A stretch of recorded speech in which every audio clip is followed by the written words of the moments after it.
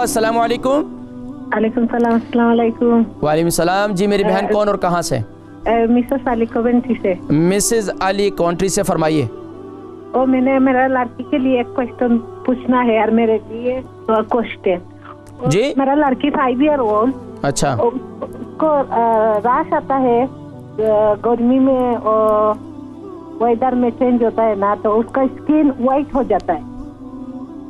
उसका 5 year old है। अच्छा, तो ये अभी कितने साल से ये आपको ये महसूस हो रहा है कि उसको जो है ना गर्मी के अंदर जब ज़्यादा हीटिंग हो या उसके अंदर उसको रशिश जो है ज़्यादा खारिज शुरू हो जाती है? कौन से हिस्से में ज़्यादा? बॉडी के कौन से पार्ट में? गला में एंड फेस में। ठीक है, आप प्रोग्राम देखें, मैं इंशाल्लाह जिक्र करता हूँ। ठीक है। मिसेस अली कवेंट्री से, इनकी लड़की 5 साल की है। गर्मी की वजह से जो है गले के हिस्से में और पेट में जो है काफ़ी ख़ारिश वगैरह है।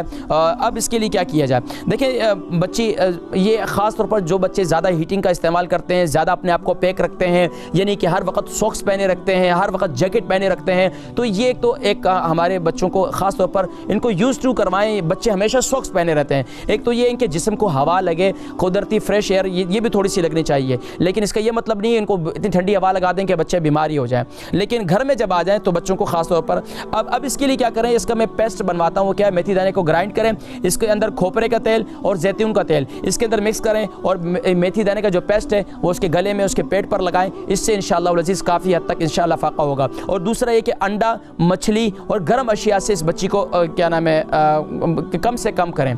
अगर ये नहीं करेंगे तो इससे फिर फ़ायदा नहीं होगा इंशाअल्लाह। और उसके साथ साथ मेथी दाना को रात को गीला कर लें, सुबह उठकर उसका पानी पिलाएं। इससे इंशाअल्लाह अज़ीज़ इस बच्ची की काफ़ी हद तक इंशाअल्लाह बेहतर हो जाएगी।